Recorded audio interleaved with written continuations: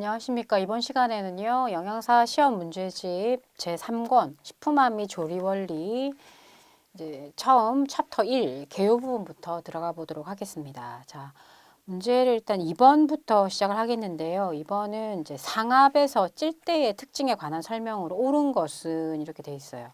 그러니까 찜 요리, 찜에 대한 조리법에 대한 부분들인데 일단 찜은 기와열을 이용한 조리법이죠. 그래서 압을 가하지는 않고 그 다음에 이제 보통 증기를 이용해서 찌는 건데 단점이라고 한다면 중간에 이제 조미를 할 수 없는 그런 단점들을 갖고 있죠. 예, 그래서 보기 1번 보면 찌는 도중에 조미할 수 있다. 예, 틀렸고요. 2번 수용성 영양 성분의 손실이 많다. 예, 많지 않은 거죠. 그냥 물에 넣는 게 아니고 이제 끓어오른 수증기로 찌는 거기 때문에 2번 틀렸고 3번 유동성 식품을 용기에 넣어서 찔 수 없다. 찔 수 있습니다. 그 다음에 4번 쉽게 부서지지 않고 맛이나 향기를 유지하는 조리법이다. 그쵸? 예, 그러니까 물에 넣는 것보다 훨씬 더 모양을 그대로 유지할 수가 있죠. 그 다음에 5번 수증기를 매체로 함으로 100도에서 120도로 온도를 지속시킬 수가 있다. 보통 이제 100도 이하로 100도를 넘지 않는 선에서 보통 이제 찌게 되죠. 그래서 이번에 답은 이제 4번이 되겠습니다. 그래서 우리가 보통 기본 조리법 같은 경우가 뭐 끓이기, 찜, 조림, 삶기와 데치, 볶기, 튀김, 굽기 뭐 이런 것들이 있죠. 그래서 끓이기 같은 경우에는 이제 100도씨에서 보통 액체에서 끓이는 것으로서 이제 수용성 성분이 국물에 유출이 되기 때문에 영양소 소실이 좀 적고 식품이 부드럽죠. 그다음에 찜 같은 경우는 금방 말씀드린 대로 기와열을 이용을 하고 유동성이라도 용기를 사용을 해서 찔 수가 있고 대신에 이제 조미를 이제 그 조리 도중에 할 수가 없고 그다음 조림 같은 경우에는 재료 사이사이에 양념장을 넣어서 국물이 침투됨으로써 식품 자체의 맛이 배도록 하는 그런 방법이 조림이고 그다음에 이제 볶기 같은 경우에 대부분 식품에 이제 이용이 되는 조리법으로서 고열에 단시간 하기 때문에 영양 성분의 손실이 적고 지용성 비타민의 흡수가 좋은 편이고 튀김은 보통 160에서 180도 고온에서 이제 단시간 가열하기 때문에 영양소의 손실이 굉장히 적다. 그 다음에 굽기 같은 경우에는 이제 석쇠나 철판 오븐 같은 것들을 이용하는 이제 가장 오래된 조리 방법이다. 이렇게 볼 수가 있겠습니다. 자, 그 다음에 5번 보시면 식품을 절단하는 목적으로 옳은 것은 이거는 이제 답은 4번이죠. 일단은 식품을 절단하는 이유는 가식부, 그러니까 우리가 먹을 수 있는 부분의 이용률을 높이기 위한 것이고 그 다음에 열이 빨리빨리 전달될 수 있도록 그 다음에 조미료의 침투를 쉽게 하고 이렇게 하죠. 대신에 이제 식품을 깨끗하게 다 씻고 난 다음에 조리 직전에 그 절단을 해야지 영양소 소실을 줄일 수가 있다.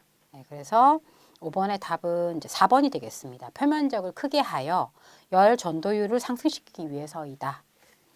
자, 그 다음에 6번 전자레인지 조리의 특징에 대한 설명으로 옳은 것은 1번 식품의 형태, 색, 맛 등이 유지가 된다. 맞죠? 그 다음에 2번 금속 그릇이 열 전도율이 좋아서 좋다. 마이크로웨이브는 이제 금속에 이렇게 됐을 때 이제 잘못하면 전자레인지 자체가 이렇게 불이 나거나 위험하기 때문에 유리나 도자기를 반드시 사용을 해야 되죠. 그 다음에 보기 3번 조리 시간이 길지 않고 짧죠. 그래서 영양소 파괴가 크지 않다. 4번 가열변 현상이 일어나 변색되는 단점이 있다. 가열변 현상이 일어나지 않는 장점을 가지고 있죠. 5번 조리 시간은 재료의 종류, 크기와는 관계가 없다. 있죠, 당연히. 조리 재료가 딱딱하거나 크거나 하면 조리 시간이 더 늘어나게 되죠.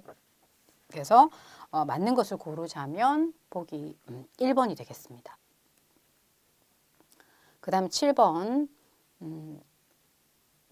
가열조리 중 데치기의 특성에 대한 설명으로 옳은 것은 이제 데치는 것은 끓는 물에다가 재료를 넣어서 순간적으로 익히는 방법으로 효소를 불활성화시키는 거죠. 그래서 7번의 답은 5번이 되겠습니다. 자, 그다음 8번 조리를 위한 에너지 전달 방법에 관한 설명으로 옳은 것은 일단은 이제 1번 대류는 고체를 통해서만 일어난다. 고체가 아니고 액체를 통해서만 일어나죠. 대류 같은 경우에는 열의 대류 방향이 비중이 가벼운 것은 위로, 무거운 것은 아래로 이렇게 내려오면서 보통 액체나 기체가 이동하면서 열이 전달되는 현상이 바로 대류이죠. 2번 금속 용기는 복사 에너지에 좋은 전도체이다. 금속 용기가 아니고 파이렉스 유리가 가장 이제 그 복사 전도율이 좋은 것들이고, 그 다음에 3번 전도는 밀도 차이에서 일어난다. 전도는 열 에너지의 이동에 의해서, 열 에너지가 높은 곳에서 낮은 곳으로 이동하는 게 전도죠. 4번 복사열의 흡수는 검은색이고 표면이 거친 것이 크다. 맞죠. 그래서 복사는 열원에서부터 중간 매체가 없이 가열되는 물체로 직접 전달되는 것이 그 복사죠. 그래서 조리 용기의 표면이 검거나 거칠수록 열이 잘 흡수가 됩니다. 그 다음에 5번 파이렉스 용기는 복사열을 투과하지 못한다. 복사 에너지에 가장 좋은 전도체가 파이렉스라고 말씀을 드렸죠. 그래서 맞는 것을 고르자면 4번이 되겠습니다. 그 다음에 12번 보시면 조리 후의 현상과 그 원인의 관계가 바르게 연결된 것은 이렇게 돼 있어요. 그래서 일단 보기 1번 도넛의 기름의 흡수가 많다. 그럼 이거는 낮은 온도에서 식혔기 때문이에요. 2번 오이 소박이 색이 누렇게 변했다. 이건 익으면서 젖산이 생겼다. 2번이 맞죠? 3번 생선구이가 석쇠에 잘 떨어지지 않는다. 이거는 석쇠를 달구지 않았기 때문에 제대로. 4번 장조림이 질기고 잘 찢어지지 않는다. 이건 물에 삶아 익힌 후에 간을 해야지 연한데 미리 간을 했기 때문입니다. 5번 돼지고기 편육에 비린내가 난다. 이제 이거는 삶은 후에 생강을 넣었기 때문에 넣어야지 누린내가 나지 않는데 그러니까 삶은 후에 생강을 넣으면 누린내가 나지 않죠. 그래서 그러니까 생강을 넣었는데 누린내가 난다는 게 틀린 거죠. 그래서 이게 왼쪽과 오른쪽이 연결이 제대로 맞게 된 것은 보기 2번이 되겠습니다. 자, 그 다음에 13번 보시면 조미료의 침투 속도를 고려할 때 그 순서가 옳은 것은 답은 2번이죠. 이게 이제 분자량과 관련이 있는데요. 일단 설탕의 분자량은 342 정도가 되고요. 소금은 분자량이 585입니다.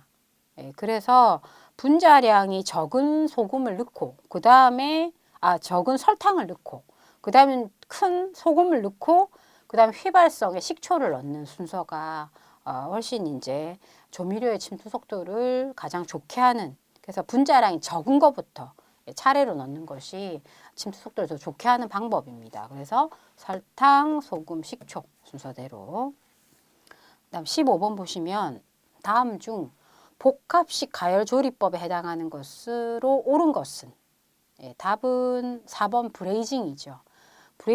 브레이징은 뚜껑을 연 상태에서 소량의 기름으로 갈색이 날 때까지 굽고 난 다음에 뚜껑을 덮어서 소량의 액체나 채소를 넣고 서서히 가열하는 그런 조리법이에요. 그러니까 예를 들어 이제 뚜껑을 열어서 고기를 겉면을 빨리 먼저 익히고 난 다음에 그 다음에 이제 뚜껑을 덮어가지고 이제 서서히, 그러면 이제 그 안에 고기 안에 있는 육즙이라던가, 육즙은 이제 밖으로 안 나오면서 거기 같이 들어간 채소에서 나오는 수분이 있겠죠. 그럼 그 수분의 기화열을 이용을 해가지고 이제 안 속까지 끝까지 이제 속까지 안에까지 익히는 그런 조리법이죠. 그래서 두 가지를 한꺼번에, 그러니까 건열 조리와 수별 조리를 한꺼번에 하는 그런 방법이 브레이징이죠. 그래서 15번의 답은 4번이 되겠습니다. 자, 그 다음에 챕터 2 수분으로 갑니다. 4번을 보시면, 4번은 2009년도에 기출이 했던 문제인데요. 자유수에 관한 설명으로 옳은 것은 이렇게 돼 있어요. 그래서 자유수 같은 경우에는 1번, 보기 1번 미생물의 번식과 발화에 이용되는 물이다. 맞죠? 그 다음에 2번 영하 18도씨 이하의 액상에서 존재하는 물이다. 아니죠?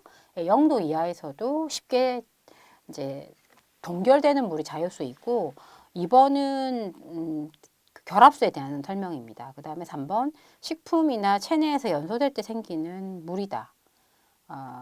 이거는 이제 그런 물이라기보다는 주로 그 용매로서 작용을 하며 미생물의 생육과 증식에 사용이 되는 물이 자유수입니다. 자, 그래서 4번의 답은 1번이 되겠고요. 자, 그 다음에 6번 보시면 등온 흡습 탈습 곡선에서 수분 활성도 0.3에서 0.7 사이인 이 영역에 대한 설명으로 옳은 것은 우리가 이제 등온 흡습 탈습 곡선의 영역이 1, 2, 3 영역으로 나누어지게 되죠. 그래서 1 영역 같은 경우에는 이제 이온 결합과 결합수가 있는 영역이고요.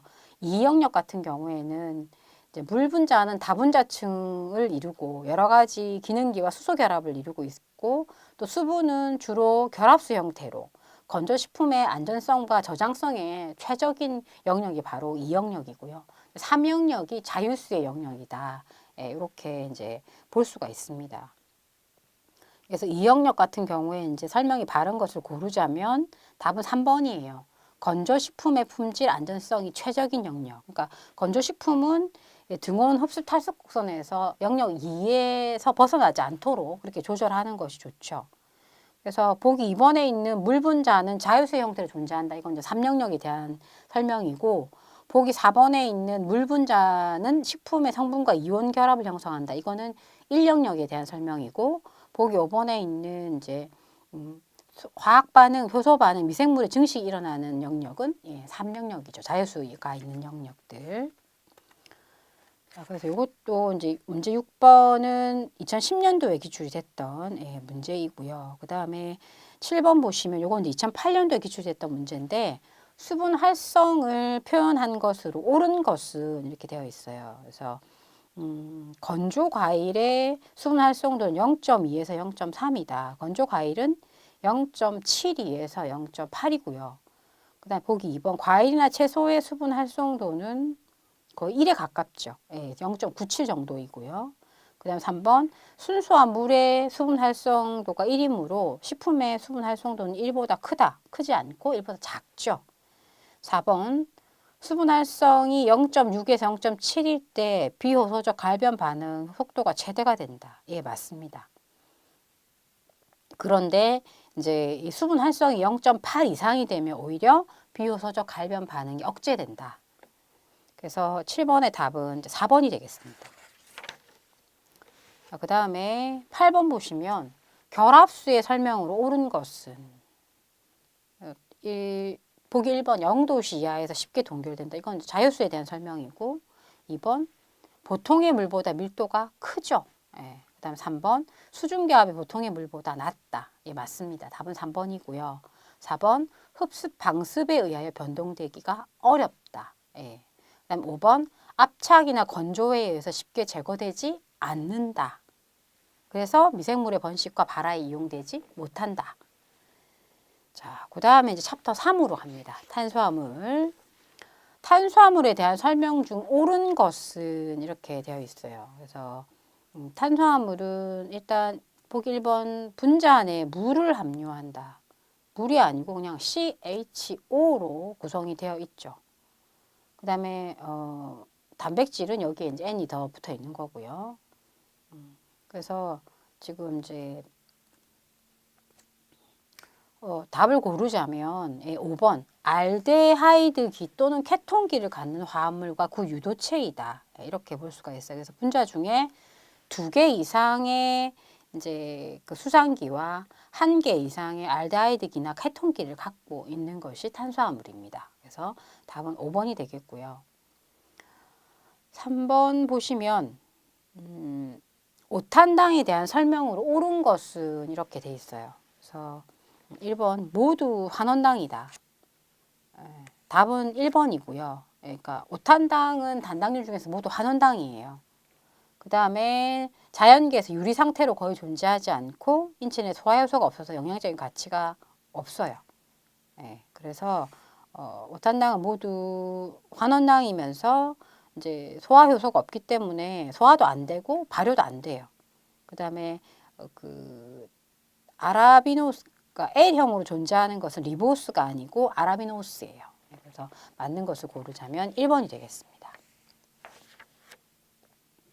자, 그 다음에 6번 보시면 다음 중 케토스인 당은 그래서 알도스하고 케토스 두 가지가 있거든요. 그래서 알도스 같은 경우에는 이제 그 알도스는 분자 내에 알데하이드기를 갖고 있는 것을 보통 알도스라고 그러고 글루코스나 갈락토스, 만노스가 알도스에 해당이 돼요. 그 다음에 이제 케토스인 당은 이제 과당이 거기에 해당이 되죠. 그래서 6번의 답은 1번이 되겠습니다. 자, 그 다음에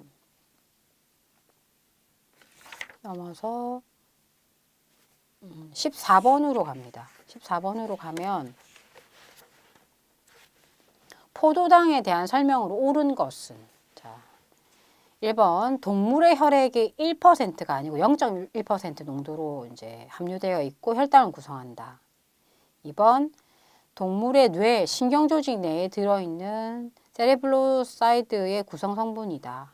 이거는 이제 포도당이 아니고 갈락토스에 대한 설명이에요. 그 다음에 3번 포도당은 자연계에 유리 상태로 존재하지 않고 유리 상태로 존재하죠. 하고 다당류가 아니고 단당류의 형태로 존재한다가 맞죠. 4번 포도당은 알파, 베타형의 두 이성체가 존재하는데 알파형이 더 단맛이 강하다. 예, 맞습니다. 답은 4번이고요. 5번은 케톤기를 가진 케토 헥소스로서 소당류를 이룰 때 프라노스형을 이룬다. 요거는 글루코스에 대한 설명이 아니고 프락토스에 대한 설명이에요. 네, 그래서 14번의 답은 4번이 되겠습니다. 자, 그 다음에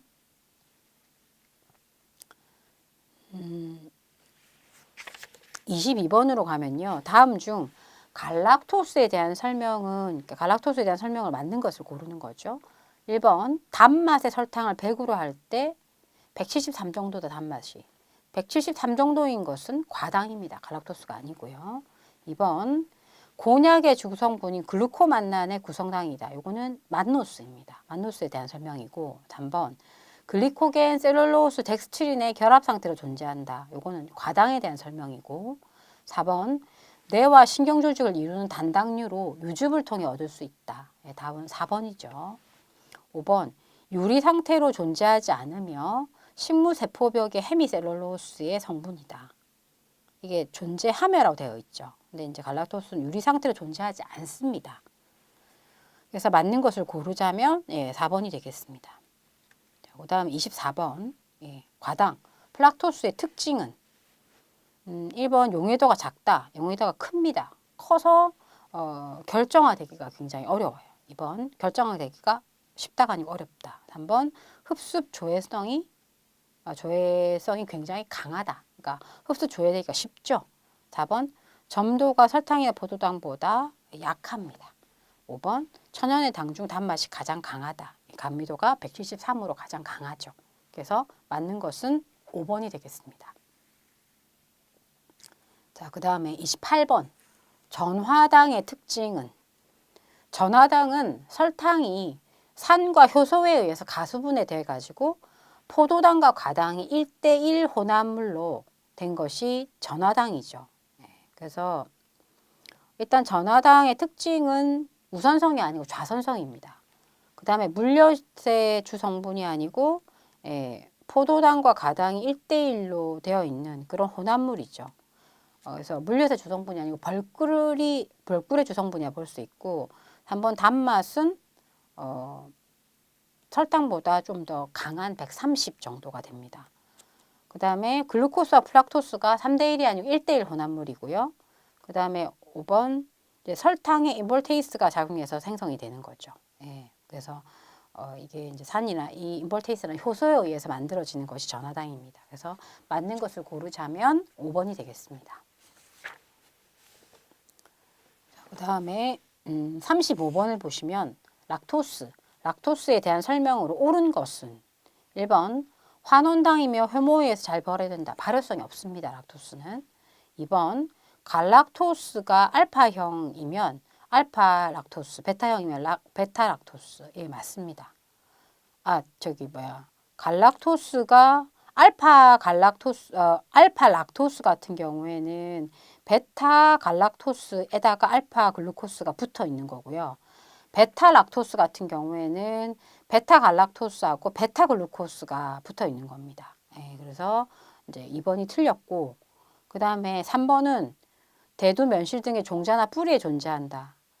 락토스는 예, 모유나 우유에 존재하죠. 그 다음에 4번 글루코스 C1이 아니고 C4, 갈락토스 C1 이 결합해서 형성이 된 것이 락토스입니다. 그러니까 두 개가 바뀌어 있죠, 지금. 그 다음에 5번 정장작용을 하고 칼슘 흡수를 촉진한다. 예, 맞습니다. 그래서 락토스 같은 경우에는 이제 그 유산균의 먹이가 되기도 하고 어쨌든 그런 부분들이 있죠. 그래서 35번의 답은 5번이 되겠습니다. 자, 그 다음에 39번으로 가면 아밀로스의 특징은 답은 5번이에요. 알파 1사 결합으로 이루어져 있죠. 아밀로스는